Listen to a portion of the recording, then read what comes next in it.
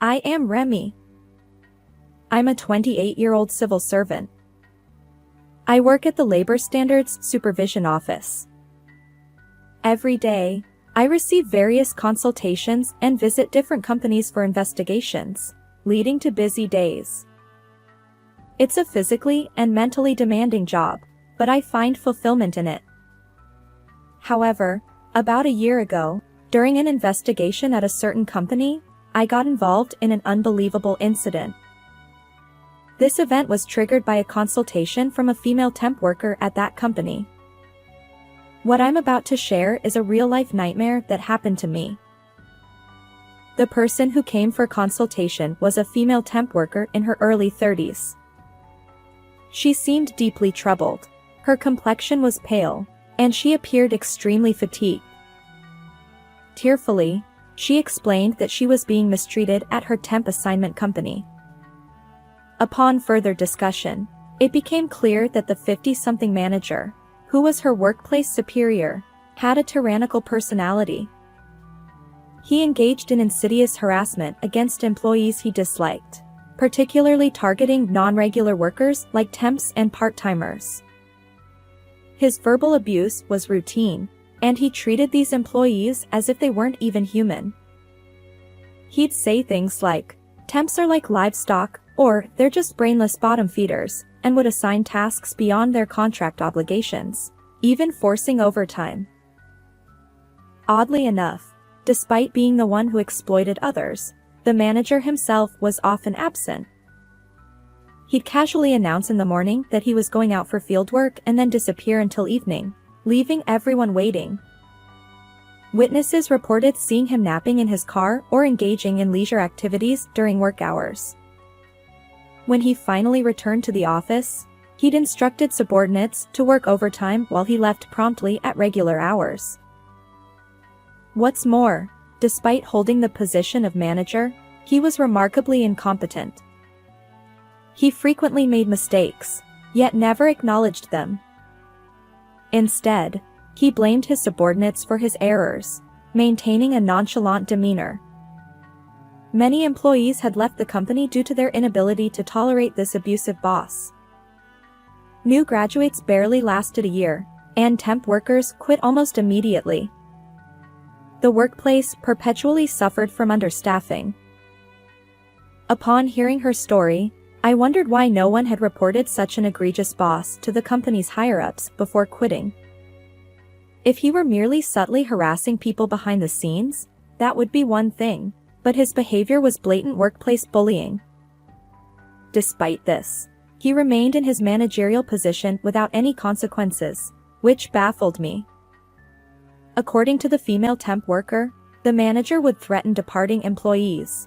"If you dare report me to the CEO or the temp agency, I'll spread nasty rumors about you among all the industry peers I know." Indeed, when faced with such threats, even innocent employees who haven't done anything wrong might become fearful. The cunning manager is capable of anything against those who oppose him. He could spread baseless rumors, ensuring they never find employment again. That's why the manager's misdeeds remain hidden indefinitely. Everyone suffers in silence. I've reached my limit too. The woman tearfully confided. A few days after receiving this consultation, I visited the temp workers' company. This time, it was an unannounced inspection, what we call a surprise investigation. Given the nature of the complaint, which hinted at illegal long working hours and overtime, I was curious about the manager himself. Soon, I would personally witness just how wicked he truly was. Upon arriving at the company, I was surprised. Expecting a gloomy workplace due to the terrible boss, I found the opposite. The building was new, the office had a bright atmosphere, and there was even a spacious employee cafeteria. After admiring the workplace, I headed to the reception desk to introduce myself as a labor standards inspector. The receptionist promptly called the HR department, but unfortunately, the responsible person was busy with other visitors. So, I waited near the cafeteria menu, hoping the HR representative would arrive soon. After a few minutes, a middle-aged man approached me. Initially, I thought he might be from HR, but he seemed more interested in entering the cafeteria. I stepped aside to avoid blocking his way, but then he unexpectedly stopped right in front of me. His gaze scrutinized my face, and he asked, Who are you? Haven't seen your face before. Are you a new temp worker? I reached for my business card to introduce myself, but before I could, he blurted out, It's quite audacious for a temp like you to use the employee cafeteria. It dawned on me. I was still in my 20s, and my appearance could easily be mistaken for that of a temp worker. But then, I realized something crucial. The fact that he openly looked down on temp workers likely meant that this man was indeed the problematic manager. Curious, I glanced at the ID badge hanging from his neck, and as expected, it confirmed my suspicions. He was the very same manager the woman had complained about. Although I had hoped to meet him at some point, I never expected to encounter the manager face to face just before the investigation. It caught me off guard. However, since this was a rare opportunity, I decided to ask the manager directly, Does this company have a rule prohibiting temp workers from using the employee cafeteria? The manager's mood seemed to sour, and he retorted, What? What nonsense is this? His sharp gaze bore into me as he continued, There's no such rule.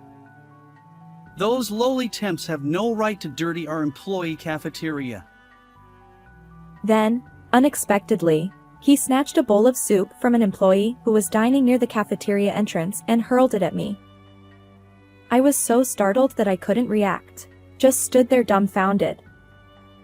Thankfully, other employees and cafeteria staff rushed over, offering towels to clean up the mess.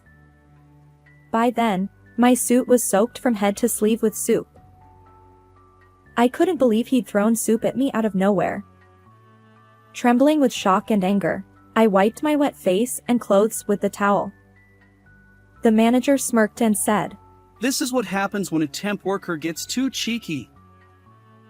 His words ignited my fury.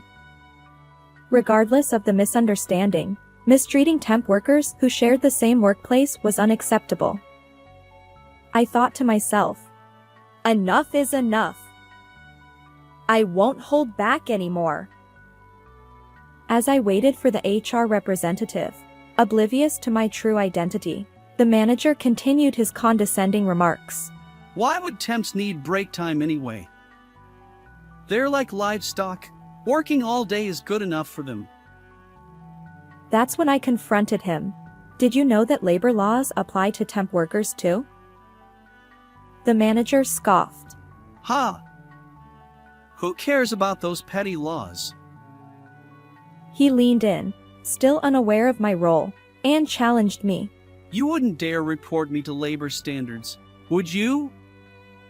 Even as a temp? With a calm voice, I replied, You're mistaken. I'm here to enforce those very laws. What do you mean, report? I'm an inspector from the Labor Standards Supervision Office, I said. The manager blinked in surprise. But then he regained his smirk and retorted, Oh, come on! A mere temp worker spinning tall tales? Ridiculous. I held my ground. No, I'm not a temp. I'm a labor standards inspector. I thrust my business card in front of his face. The manager's expression turned ashen. Just then, the HR representative rushed over. Sorry for the delay. The manager stammered, seemingly at a loss for words. I left with a simple statement. I'll be reporting everything that happened. Guided by the HR staff, I finally entered the conference room and began my investigation. Reviewing time cards and payroll records, interviewing employees, I uncovered the truth. This company indeed forced illegal overtime on its workers, and the culprit was none other than the infamous manager. He'd accuse employees, Missing deadlines is your incompetence. and he'd make them work beyond regular hours. Some brave souls asked, Do we get overtime pay? but the manager dismissed them. This isn't overtime, it's your incompetence. Then he'd leave promptly, avoiding any paper trail. Apparently, he sometimes made them work until late into the night. No overtime pay, just unpaid service hours. And the temp workers suffered, denied proper breaks, burdened with extra tasks beyond their job descriptions. Even the employee cafeteria, meant for everyone, became off limits due to the manager's harassment. So, they ate at their desks, interrupted by the manager's relentless demands. Of course, the temps grumbled about the manager's behavior, but he'd threaten. Cross me, and I'll terminate your contract. Most quit voluntarily, unable to bear it. And the most absurd part? The company's top executive, the president, was blissfully unaware. The news that someone from the Labor Standards Supervision Office was coming must have caused quite a stir.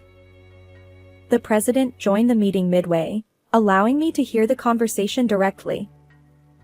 The president had entrusted the fieldwork to the manager, believing in his competence. Perhaps the manager excelled at ingratiating himself with superiors.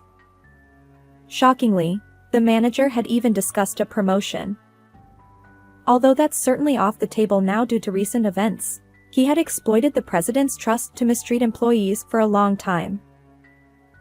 How many people had suffered due to the manager's actions? It's hard to fathom. But today marks the end of his unchecked behavior. I made it clear that we must thoroughly rectify the illegal practices. After concluding the day's investigation, I informed the coordinator that I'd be in touch later. Over the years, I've encountered various companies, but few bosses have been as despicable as this manager. With a sigh, I headed toward the company entrance. However, just as I approached the automatic doors, something unexpected happened. The manager, drenched in sweat, chased after me. I had no desire to see his face again, but he blocked my way, insisting. My sincere apologies for earlier. I stepped back, and other employees glanced our way. The manager continued, unfazed. I had no idea you were from the Labor Standards Supervision Office. I deeply regret my rude behavior. His trembling voice and sudden change in demeanor left me dumbfounded. Only moments ago, he'd looked down on me as a temp worker. Now, he groveled, trying to appease me. Perhaps he finally recognized his incompetence and maintained his self-esteem by belittling those in weaker positions. I responded coldly. It's too late for apologies now. Expect strict guidance soon. Please cooperate accordingly. The manager stammered. But Undeterred, I added, and incidentally, I'll be filing a formal complaint. His eyes widened. a complaint? I explained.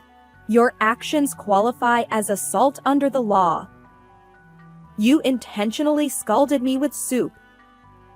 Whether I'm a temp or a labor standards inspector, such behavior is unacceptable. The mention of the assault left the manager trembling. He pleaded. Please, spare me from involving the police. Despite his pale face and repeated apologizing, I remained unyielding. You've tormented countless people by abusing your position. Reflect on your actions and make amends. With that, I left him behind, heading out of the company. Upon returning for further investigation, I learned that the manager had already resigned. Apparently, his numerous transgressions, forcing overtime, among others, had led to demotion, but not dismissal.